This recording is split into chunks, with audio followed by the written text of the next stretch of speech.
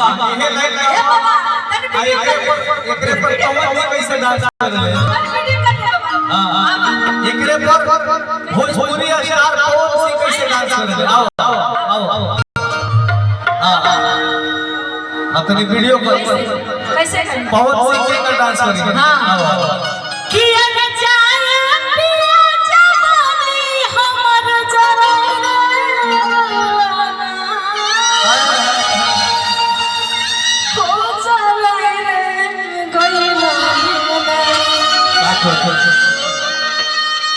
एको नचनिए करो पवन सिंह आओ एको नचनिए आई एको नचनिए करो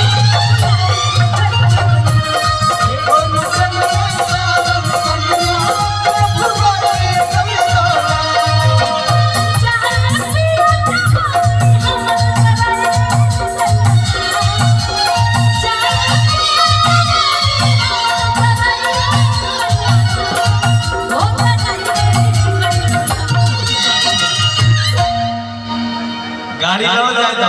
पुट्ठा फाड़ देबोगे पुट्ठा तो शंभू गुप्ता भैया की तरफ से कुछ फरमाइश आई बा कौन फरमाइश लेकिन का बा कि देखिए भीड़ दूसरा मिजाज के हो गइल बा अगर अभी छठ गीत गवाई तो 2-4 जना लोग ये बाकी जना चल दिए हां सही बात छठ अंतिम में हो जाए छठ के गीत गवाई तभी हो जाए हम छठ के गीत गवाए लास्ट में 1 घंटा लगातार छठ गीत गवाएंगे। हेलो भैया अभी थोड़ा सा ऐसा है ना ऑपरेटर भैया ढोलक 2-4 लोग कुछ लेके आते हैं उसको कराया जाता है फिर उधर से कॉल आ जाता है ये तो गलती हो गई तो थोड़ा छठ गीत अंतिम में हो जाएगा अभी तक सा हो जाती है जो होता तो छठ घंटा 1 घंटा गवाए शंभू गुप्ता भैया की तरफ से पुरस्कार भी आया छठ गीत के लिए हम उनका हार्दिक अभिनंदन करते हैं बाकी छठ गीत गवाए चिंता मत करें शंभू भैया के ने बड़ा उनके खातिर को है पुनीता है असुरी सब है हमारा आगरा बा चुके आप लोग आए हैं यहाँ तो राव यूट्यूब पर गाना लोग सुन ले बड़े कोहली का बात है कि यही राव सुनल आदमी सुनल चाहते लोग के गवाए सब ठीक है दूसरा फेरा में लग जाता है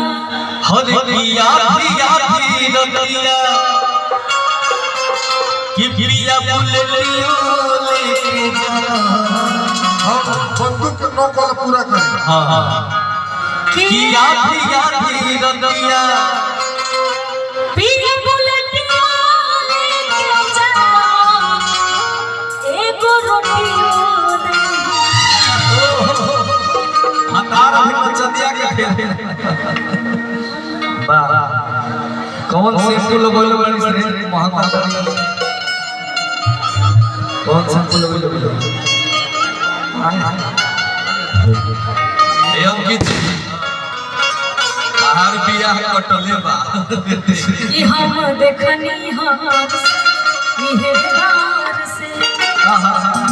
राउर चल चल केहू